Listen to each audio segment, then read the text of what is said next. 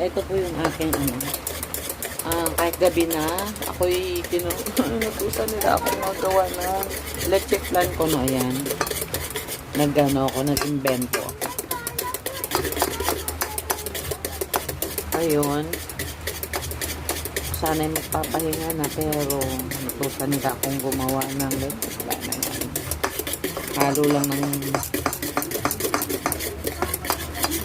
habang pinapakulo ko yung steamer. Ito guys, haluin natin ang haluin. Ayan. Para pino siya. Pinong-pino siya. Ayan. Tingnan natin mamaya kung ano yung kakalabasan nito. Ayan, o. Tingnan.